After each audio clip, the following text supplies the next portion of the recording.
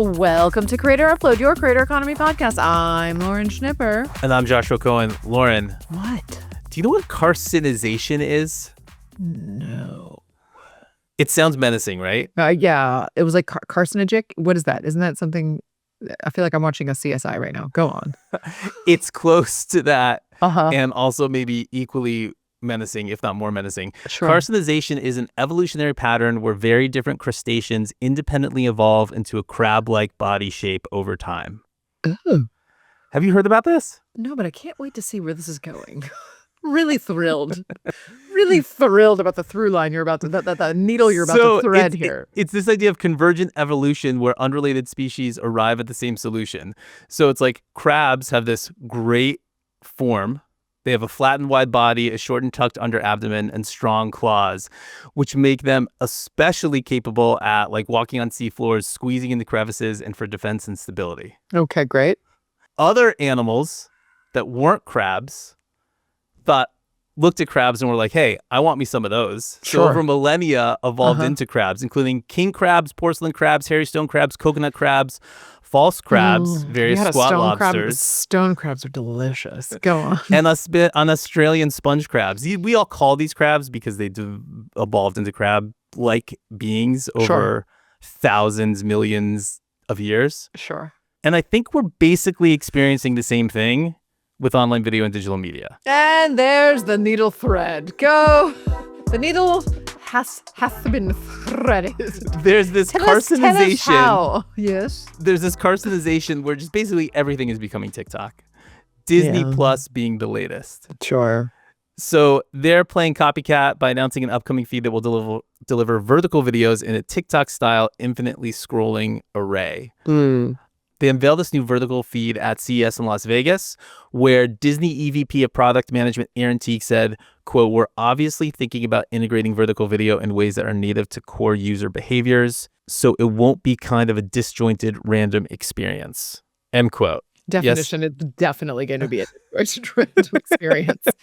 And we're going to try to make it not one. Go on. 100%. 1,000%. This just shows like all the different ways where all these different legacy media companies are scrambling to get in front of all audience, but particularly younger audience that are used to vertical scrolling short form videos of infinite feeds. And other kind of things that have been happening in this ecosystem where legacy companies have tried to do new things to get in front of this audience. It's also been Paramount. They had these secret screenings recently where they invited a bunch of influencers into a movie theater. Okay. Didn't tell them what movie they were going to see, but made it like this really exclusive experience. Okay. And then showed them the movie Primate. With Primate. Exactly. What is that? It's a horror flick. Terrible. Produced by Paramount. I hate horror movies. But they're basically like trying to make theaters seem cool and fun and hip again and exclusive, and all the influencers that were there, then obviously promoting it and talking about their experience there. So and that, showcasing I it on think their you kind of feeds. deviated from our crab analogy in terms of like, but 100%. There are some offshoots. Yeah. It went into how just these different ways legacy media companies are trying to like new things to just get in front of kids these days. Right. Yeah. Well, I mean, we know that. And I mean, like, this is not new, right? Like when I was at Instagram famously, they, copied stories, and like it was the most, I cannot even begin to describe how clandestine this operation was that they were going to unveil stories. It was like, and frankly, how it was handled from a marketing standpoint was brilliant, because historically people would be like, what? I don't know what you're talking about. We made this up ourselves, or we didn't steal it from anybody. Whereas in this case, Kevin Systrom was very much like, yep. It was like the first of its kind to be like, yep, Snapchat created this. We, props to them. We realized that we need it on our platform. And just sort of like, call out the elephant in the room right away. And then everybody kind of moved on, as opposed to like, well, what do you think about the fact that you stole it from Snapchat? And ever since then, I think everybody's just adopted that, like, yep, we've got to do short form, because everybody's like watching short form. It's like, it is what it is. And so I think it's also like, if you think about it, and not to say that this is going to take away from TikTok's market share, but like it proves that like at the end of the day, tech is not really the differentiator, because people can oftentimes just copy the tech. And so you have to figure out what else your differentiator is. They're doing this on Netflix too, which I'm just like, I can't. it's just everywhere. None of us here are gonna be able to have more than like a 2-word conversation and like talk about a evolution of species. Like literally 100 years from now, we're gonna like literally just blink at each other and walk away because we can't even say 2 words to each other. So excited about that. It is pretty exciting. I've consumed Mm. movies in 2-minute increments, maybe like a quarter of them at a time. You've been double speeding for like years. I cannot double speed. Like I'm at 1.5.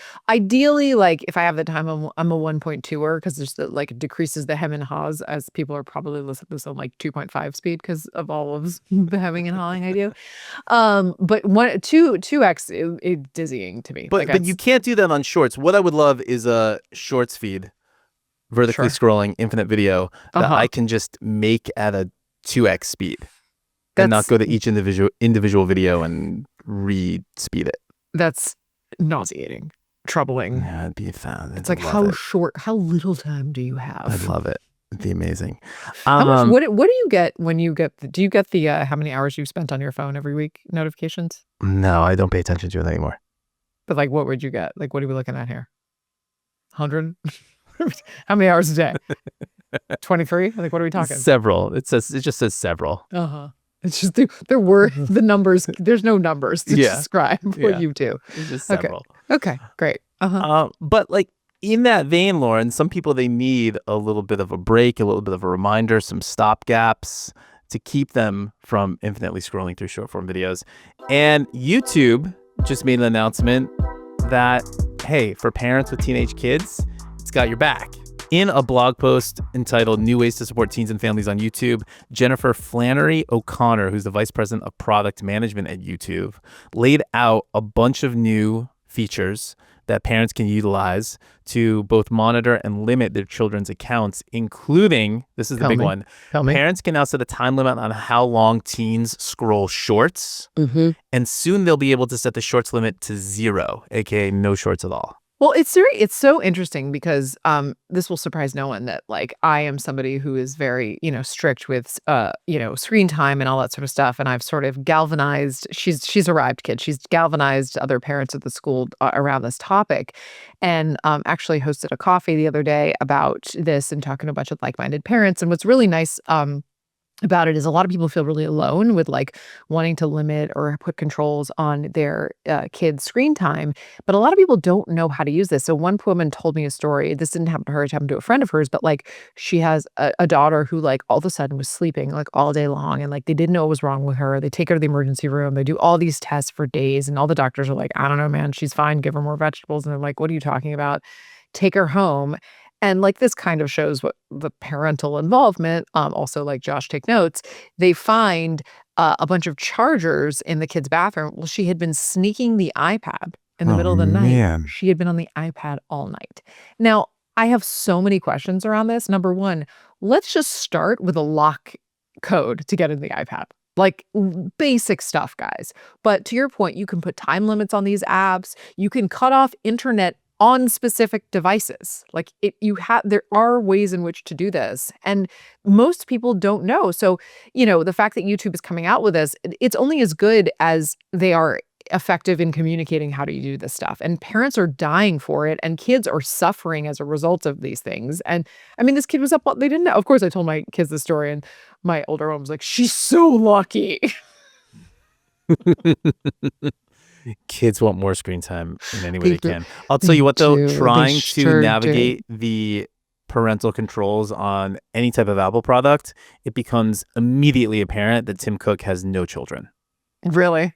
Really? If he did, they would be, it's this Byzantine like conduit that you have to go through to figure out how to link your account to your kid's account and then which permissions you need on what devices. It's incredibly complicated. Not relaxing. No, it's funny because my husband has said like, he like as you are aware, he's an Android guy and he has said that like this is so much easier on like Google devices to do things like this. So yeah. Sundar's got kids. Sundar's gets Neil it. Mohan's got some kids. Got some kids. Tim Cook, no kids. No kids. Very hard to put up some parental controls Wow. on iPhones. I saw some Instagram the other day, speaking of social media, about how like stop shaming people because they don't have kids and telling them their lives are not stressful. And I'm like, fuck those people. Their lives are not stressful. I'm fine with everybody's life being stressful. I'm Lauren Moore. I'm using this as just some Sorry. evidence Sorry. because Tim Go Cook on. doesn't have children in his immediate life. Listen, That he doesn't I know love the how, like, I'm pains the that only one parents doing have. shaming. I'm only like, Josh, like, subtly shames. So, Josh There's no shame. yeah, no. Everybody has a stressful life. Yeah, sure. It's hard. Or Everybody's having a hard time. everybody has an equal opportunity to a stressful life. Let's put it Oh, that way. that's so nice. You're Yeah. so oh, wow.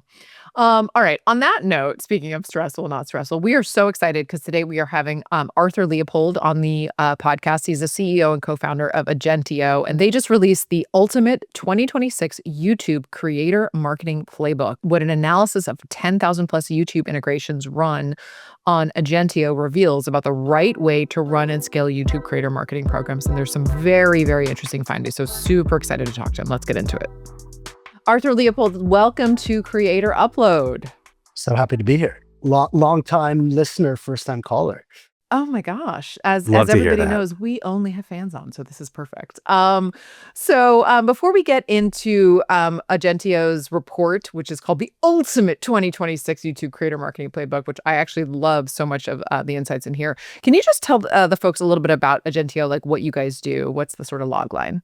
Agentio is a platform that automates the buying of creator integrations for brands. So prior to Agentio, you had brands who had to deal with all the complexity, all the friction, all the opacity of buying creator content. And we built a platform, thanks to LLMs, that makes buying creator content as easy as buying a Meta ad or a Google ad for a brand. And what this does in practice, it means that the very best brands in the country, from Uber and DoorDash and Skims, Olipop, Viore, Farmer's Dog, Bombas, you name it, they're able to actually deploy paid media budgets to creators because of how easy it is to now, for the first time, buy creator content. So prior to Agentio, you'd have to go through all this negotiation, all of these point solutions, try to find the right creators, and it's constrained the entire space. So you have about $10 billion of brand spend running directly from brands to creators, but you have $800 billion of spend running through Meta, through Google, through YouTube, through TikTok. 50% of content consumption today happens through creator content. So about half of the content we consume is us watching creators. But for the first time, there's this huge dislocation where 50% of attention and consumption is happening, but only 2% of the ad spend is actually running through creators. So we are creating the bridge, the divide, to enable brands to partner with creators in a frictionless way and shift hundreds of billions of dollars to creators. We've started with YouTube as our wedge, as the first place for us to partner with creators. We've just put out a first of its kind report that looks at over 10,000 YouTube integrations, where we also have the performance data and the first party data from creators to help both brands, creators, and their teams more effectively partner with creators for long-term partnerships. Okay, this is fascinating. And before we get into the report, just because I'm a sucker for like a platform and what you guys have built. So just to sort of dumb it down for, let's just say me, you're effectively helping brands find their creators and then spend with them on the platforms right now, the first platform being YouTube. So I found my creator I want to work with and I want to buy on YouTube through their channel. I can do that all through your platform, or do I don't have to then go separately to YouTube to sort of spend against it? Is that accurate? Exactly. So we have brands that can spend or that have spent $500,000 or seven figures, and they'll fill those budgets in a matter of hours, something that would typically take an influencer team or in-house team many, many months to do. So very similar to what Google and the Trade Desk did to direct ad buying, direct media buying 20 years ago. We're taking that approach and enabling brands to buy creator content in a frictionless way. So this is the big differentiator, is that you can spend directly with the platform through you. Directly with the creators. So, just last year, we paid out tens of millions of dollars to creators. This year, we'll pay out hundreds of millions of dollars to creators. And these are new budgets. These are paid media budgets. They're not influencer budgets that we're able to tap into. And the only reason we're able to tap into those budgets is because it's so easy for brands to now work with the best creators in the world, creators like Rhett and Link. But then if they want to boost those spends on YouTube, do they do that through you, or do they go to YouTube? they would go to YouTube to do it. They can Got it. license the Okay. assets, but for other platforms, they do the buying through Agentio for paid ads. Got it. Okay, awesome. Thank you for that. Okay, so let's get into the report, the ultimate 2026 YouTube creator marketing playbook. So, really interesting findings here. So, your report suggests that not only is YouTube specifically like the most trusted source for creator marketing, but it's all about impact over time, which is like the thing that I thought was like kind of the most fascinating thing here. Because kind of historically, brands would sort of one off with creators, right? And then be like, why don't I have like 1 million conversions? And I think there's been this sort of very not loud enough drumbeat. Like you've got to like have a longer term relationship with the creator. You've got it like you wouldn't have Michael Jordan wear shoes one game. You have them wear the shoes the entire season. So, can you talk to us a little bit about what you guys mean by this sort of like impact over time? The beauty of partnering with creators on YouTube is that you're essentially buying the real estate, right? The integration that a brand does with a creator lives essentially indefinitely on the platform. And we hear from so many of our partners who partnered with creators many years ago that like some of those creators are still driving conversions many years later. The challenge, however, is that it's been too hard historically for brands to buy creator content. So brands have been spending in these small sort of campaign specific budgets rather than always on spend. By making it much easier for brands to buy creator content and these integrations, that means that we can get evergreen ad dollars. And that means that brands are much more open to partnering with creators for a longer period of time. And creators now better understand how they should price themselves and what market rates are and why a certain brand is a great potential fit for a creator, thanks to LLMs and the technology that we've built.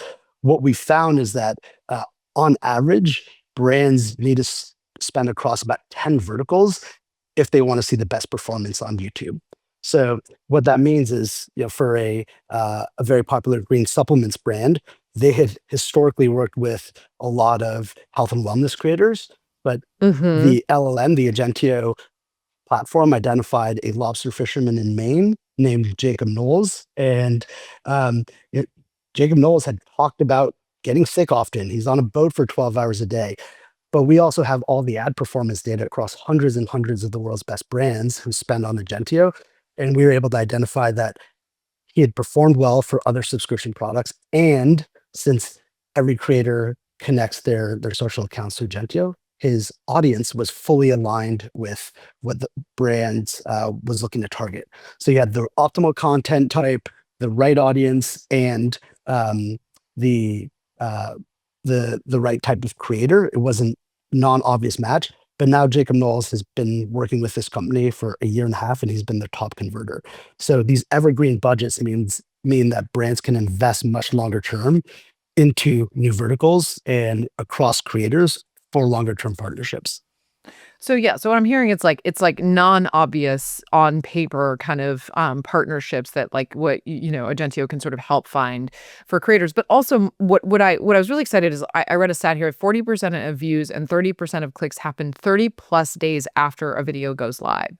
So thinking about things from a longer term perspective, which I think historically people would think about in other forms of media, but not with creators because it's so immediate. And we as an industry we're probably kind of a bit responsible for that.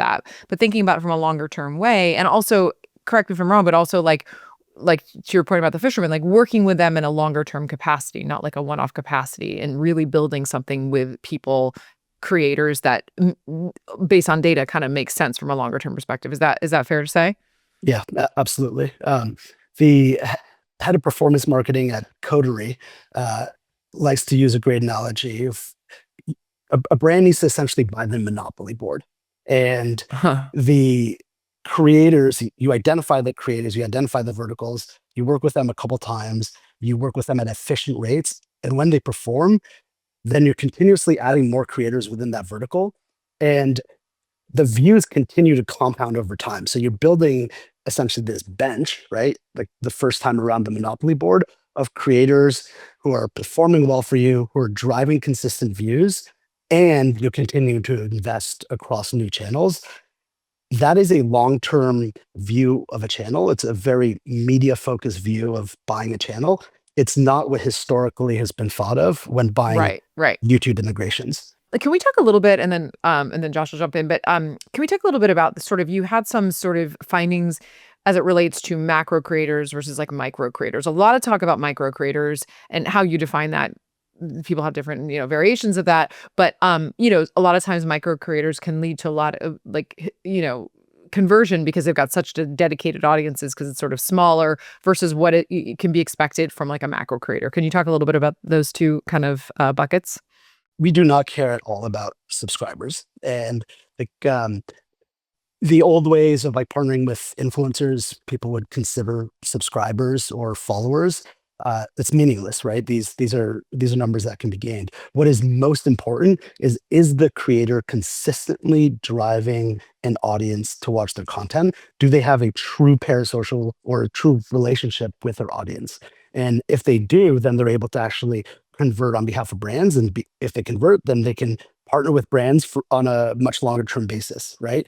What we see today is that creators who have typically between 25 and 100,000 views, or 25,000 and 50,000 views, they'll drive the most efficient conversions on behalf of brands because the audience is really tight. Whereas with macro creators, YouTube is more likely to recommend the video and they're more likely to actually hit a larger audience. And that means that the audience might be more international. It might be a new audience that's learning about this creator.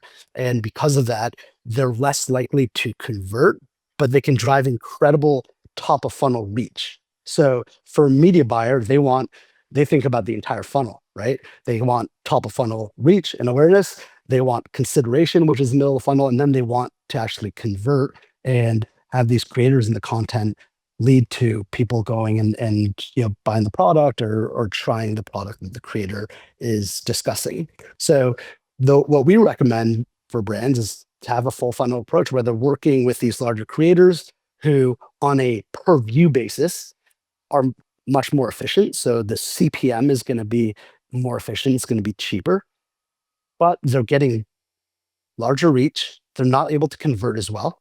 And then also work with mid-tier and micro creators to help bring people through the funnel through these niche audiences. So it is very much a full funnel approach. And especially since I know you have creators and managers and agency folks who love the show and listen to it, it's very important to consider the marketing funnel when trying to pitch creators, because oftentimes creators are pitched as an integration and a price tag associated with the integration rather than the likely outcome that the creator could drive for a brand. And because of this like old school sort of like unscientific finger in the air way of pitching, it constrains the space. It means that the real capital, which are performance media, paid media dollars, doesn't shift to the creator space. So it's very important for us to consider like the entire funnel when discussing creator content. I love it. All right, Josh, you go. Arthur, love this stuff. Thank you so much for coming. So you've talked a lot about paid media, and you're talking a lot about paid media because paid media buckets of money are multiples, if not orders of magnitude more than influencer buckets of money that these brands have. What's that internal conversation like? How do you actually unlock the paid media? Like, take us through, because I imagine you first talk to a brand and you're not talking to the paid media team, or an agency and you're not talking to the paid media team. Maybe now you are, but like, tell us about that conversation and how it gets flowed through to that individual. We almost exclusively work with paid media teams for a couple of reasons. Number one, the ability for paid media teams to shift budget quickly is unparalleled. And whereas influencer teams are often constrained by campaigns and, to your point, much smaller budgets, it's very important to tap into paid media teams who understand that they need to get more alpha, they need to get more efficiency out of a channel. And paid media teams also see all of the data, and they see that creator content by and large in their paid ads outperforms anything that a creative agency could put in front of them. So for us, the pitch is not only do you get to work with the world's best creators, but you get to work with them in a way that is as easy and frictionless as the way you buy media elsewhere. And you get to build deep relationships with the creators who are most performant so that you can then take those relationships and your influencer team can work with those creators for 360 deals or for ambassador deals.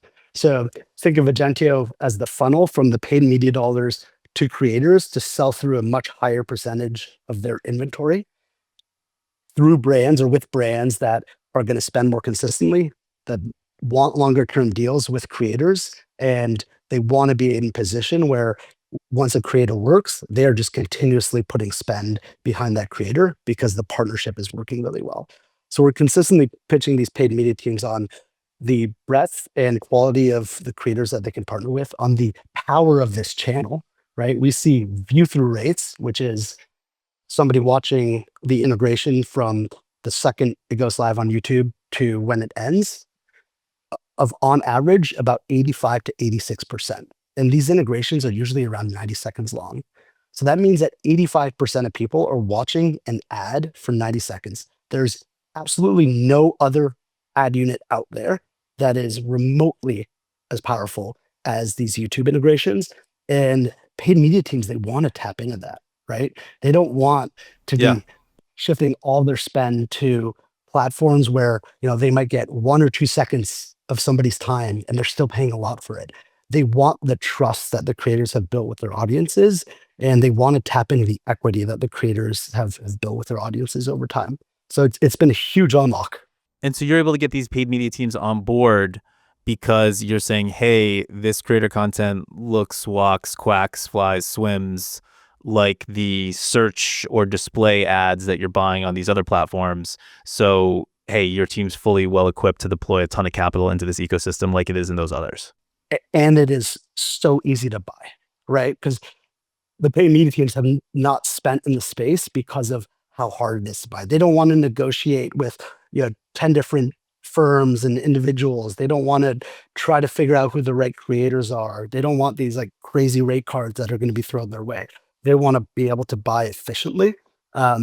Very similar to how you might book a flight or book an Uber today, rather than trying to call around to every single hotel or every single restaurant in your city to figure out who might have availability and at what price is that availability. And then you don't get a call back, you don't get an email back. It's a really frustrating process that has constrained the space for too long. We have built the tech to enable this frictionless buy, and that's why paid media dollars are now flooding to creators. That's super interesting. I think it's great for obviously Agentio, but also the market at large, that paid media dollars are flowing into this space and this ecosystem. Arthur, thank you so much. Everybody, please go check out the Ultimate 2026 YouTube Creator Marketing Playbook. Where can people go to learn more about Agentio? Agentio.com. Sounds great. All right. Thanks for coming on. Arthur, this was a blast. Thanks so much. Thank you, Dustin. Thank you so much to Arthur. Really interesting findings in this report. I love what they're doing, and then just seeing it laid out with a bunch of this data. And, I'm a huge fan of the data, obviously. Oh my God, he I don't know about you, Lauren, but I love data. He loves data. It's kind of weird. Excel's my love language. Loves data. Very cool to talk to Arthur. Yeah. Thank you so much for coming on.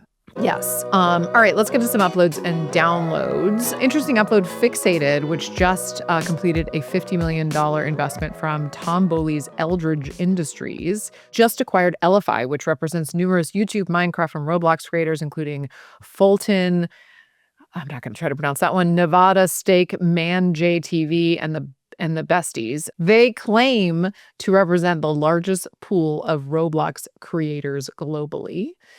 Said Zach Katz, co-founder and CEO of Fixated, as brands compete for authentic access to younger audiences, gaming has become one of the most important cultural verticals in the world. Ellify sits at the center of that ecosystem. The acquisition is exactly what our Eldridge partnership was designed to fuel.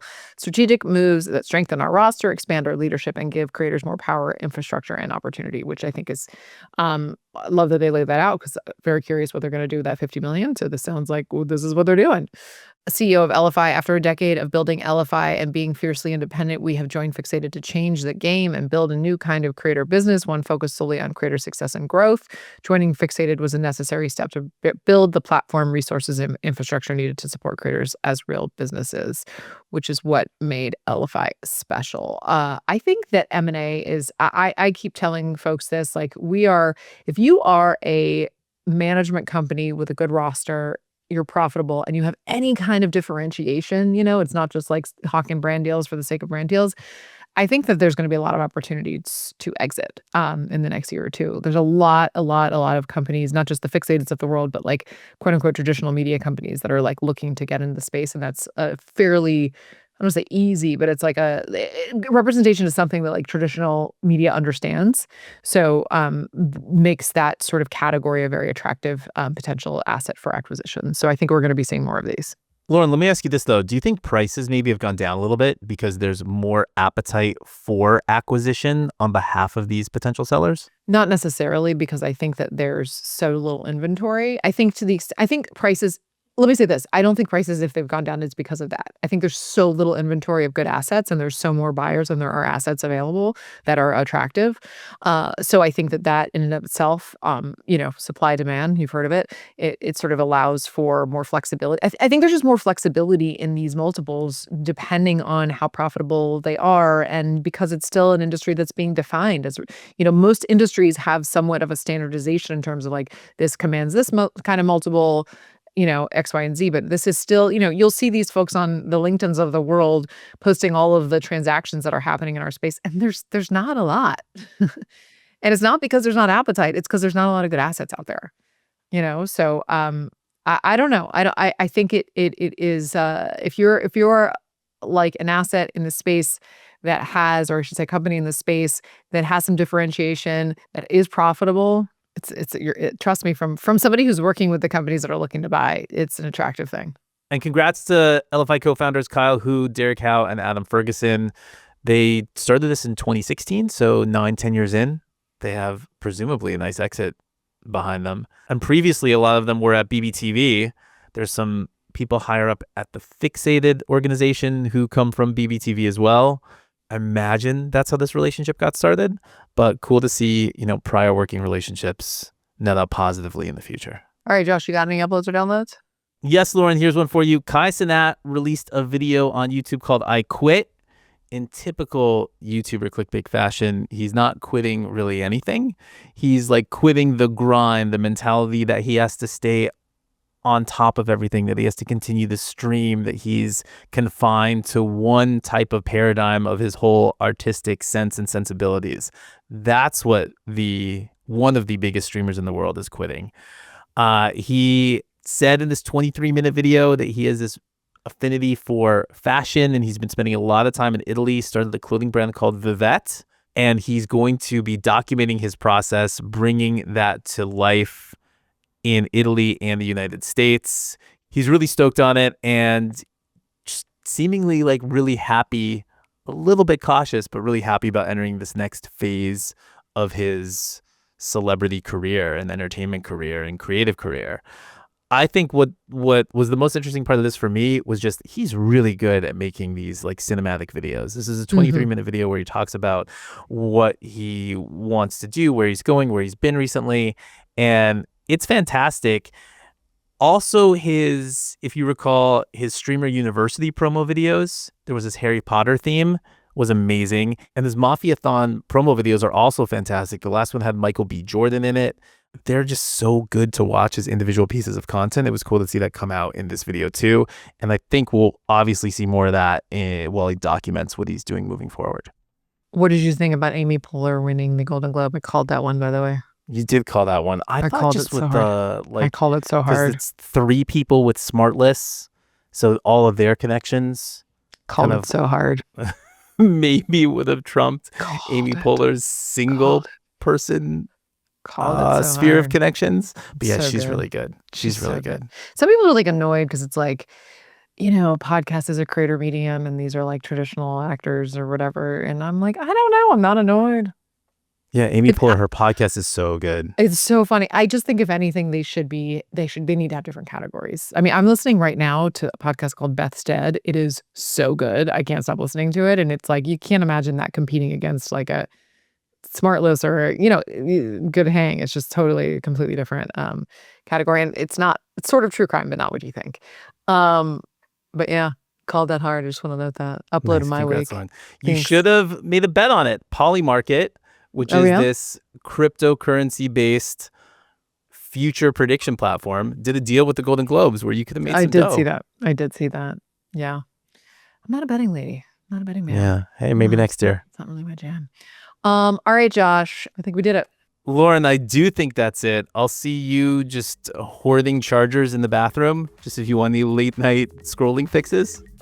Yeah, but I gotta break through that code and all those permissions that you put in place. Yeah. Let's just say if you have Lauren as a house guest anytime soon, just keep your chargers in a safe place. Keep your chargers in a safe place. If not there, next week on Creator Upload. Today's show was produced by Lauren Schnipper, Joshua Cohen, that's me, and Adam Connor. It's edited by Adam Connor too. Original music is by London Bridge. You can check him out on Instagram at London Bridge Music. Make sure you subscribe to Creator Upload right here on YouTube, on Apple Podcasts, as well Spotify, or wherever you're listening. While you're there, give us a rating and leave us a comment. If you want to talk, hit us up at info@creatorupload.com. If you like our show, recommend it to a friend. If you love it, just tell everyone. Thanks for listening to Creator Upload, and we will be back next week.